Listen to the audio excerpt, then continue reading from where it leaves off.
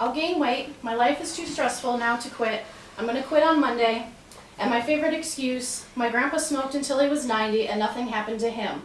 How many of you had heard these excuses or even used them yourself? Well, today I'm going to give you the reasons why no excuse ever outweighs the life of being a smoker. Like some of you, I was a smoker. I was young, didn't think anything could happen to me or my family. I loved smoking. I enjoyed being outside, socializing with others. I would sit outside for hours, if it was nice, just smoking one after another. But I didn't enjoy running out of breath just going upstairs, coughing when I woke up in the morning, smelling bad, and feeling horrible when I woke up. But most of all, the fear of cancer looming over me. So as an ex-smoker and one who has lost a loved one to lung cancer, I hope today I can convince you into knowing how important it is to quit smoking for good. I will discuss the effects smoking has on others, the effects it has on your family, and most importantly, the effects it has on you. Lastly, I'd like to go over how I finally quit smoking and some resources that are out there to help you. First, I'm going to go over the effects of others, as in secondhand smoke. Secondhand smoke is classified as the smoke from the cigarette. Most of you think that most don't think of secondhand being dangerous. However, secondhand has higher concentrations of cancer-causing agents than smoke that is exhaled by a smoker.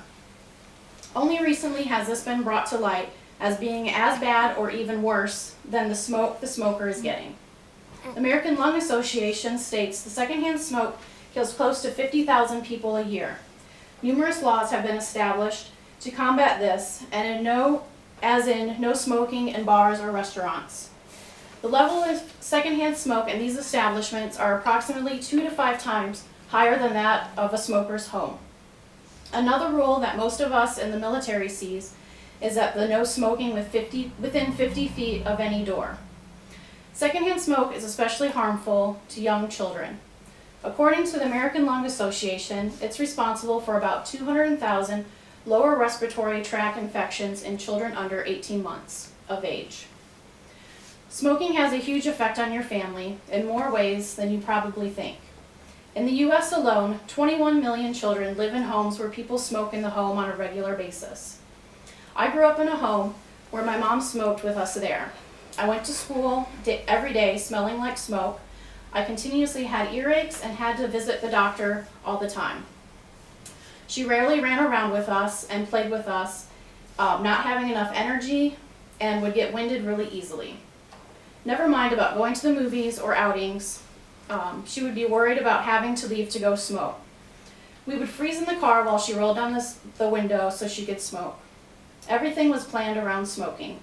Out of her 3 adult children, 2 of them became smokers.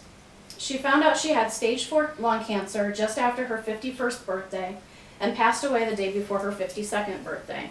She left behind a husband, 5 children, sisters, brothers, and numerous others who missed her. 1 in every 5 adults smokes, and tobacco use is the leading preventable cause of disease, death, and disability, according to the Centers of Disease Control. Cigarette smoking accounts for about 440,000 deaths a year. It accounts for 80 to 90% of all lung cancer cases with men and women a year. Smoking also causes 11 different cancers, not just lung cancer. Due to the lack of oxygen and narrowed blood vessels to the brain, you are 2 to 4 times more likely to have a stroke. The nicotine raises your blood pressure and increases your chance of heart disease and can damage your kidneys. The tar and smoke can trigger cancer of the esophagus and throat. Smoking is also affecting your looks. It speeds up the aging process of your skin and causes the blood vessels to narrow in the outer layers of your skin, causing wrinkles. It also impairs the blood flow, keeping your skin from getting the much needed oxygen and nutrients. Smoking also causes periodontitis, which is when your gums recede and your teeth will start to fall out. Periodontitis also leads to coronary artery disease, strokes, respiratory problems. Smoking is always on your mind. You are constantly wondering when and where you will be able to smoke next. It affects your job because you have to take breaks to go smoke. And don't think it doesn't go unnoticed. While you are out supporting your habit, your coworkers are inside working. It also lowers your immune system and causes you to be sick more often. All is not lost. I smoked on and off for about 10 years until I finally quit. It took my mom telling me about her cancer to wake me up. In the past, I'd tried gum, patches, and even cold turkey. I found going to the Hawk, where they provided me with the tools of coping with withdrawal, finding new ways of dealing with stress, and prescribing the patch and medication was able to help me quit. I had one-on-one sessions with providers who discussed any concerns such as weight gain and long-term health effects. We also discussed what my triggers were, when I smoked the most, and what to do to change those habits. I feel all of that was why the last time I was successful. Some great places to start for resources would be your Hawk, or online resources like the Mayo Clinic, the American Lung Association, and also the American Cancer Society. Today I discussed why it is important to quit smoking, and any excuse you can come up with is more important to quit than any excuse you can come up with.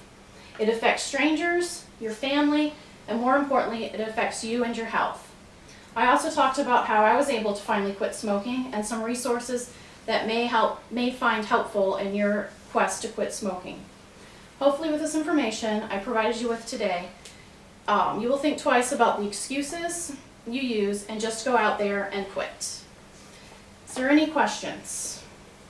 Yes, sir. Yes, this is a two-part question. Yes. How long after your mom passed did it take you to quit? And how many times did you try to quit before you actually quit for good? Before I found out my mom had cancer, I tried numerous times, probably about 4 or 5 times. It's not a one time and you quit thing. But once I found out she had cancer, that was all I needed to steer me in the correct direction and to finally quit. And the day I found out she's had cancer, I stopped smoking and I haven't had a cigarette since. Thank you. Any more questions? Why is the secondhand smoke more harmful than the firsthand smoke?